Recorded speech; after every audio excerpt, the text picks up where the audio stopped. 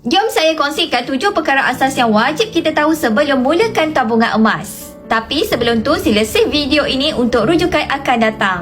Yang pertama, emas tak ada pendapatan. Emas hanya beri keuntungan bila kita jual pada harga lebih tinggi dari harga beli. Jadi, mindset kena betul. Emas bukan untuk cepat kaya tapi untuk selamatkan nilai duit kita. Yang kedua, beli emas pastikan dapat emas fizikal. Sama macam beli emas di kedai-kedai emas. Emas tu kita boleh simpan sendiri.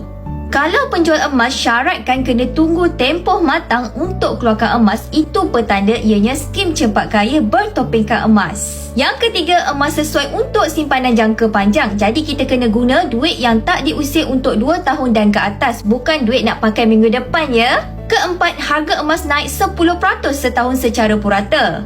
Kalau tengok sejarah 20 tahun, harga emas memang naik dalam jangka panjang disebabkan inflasi dan nilai ringgit yang makin lemah. Jadi, simpanan emas ini lindungi kuasa beli duit kita. Yang kelima, beli emas duit takkan habis.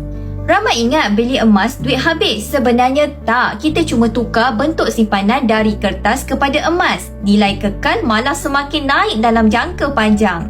Keenam, waktu terbaik beli emas ialah bila ada duit untuk simpanan jangka panjang iaitu 2 tahun dan ke atas. Jadi, tak perlu tunggu harga emas jatuh. Sebab kita tak tahu bila masa itu akan datang. Yang penting bila ada duit lebih, teruskan menabung. Dan terakhir, waktu terbaik untuk jual emas iaitu bila ada peluang tukar jadi aset atau cash flow positif.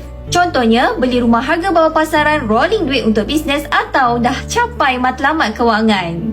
Semoga perkongsian saya memberi manfaat. Kalau anda baru nak bermula simpanan emas, boleh rujuk pin video saya 5 langkah mudah daftar akaun Public Gold. Saya akan bantu sebaiknya.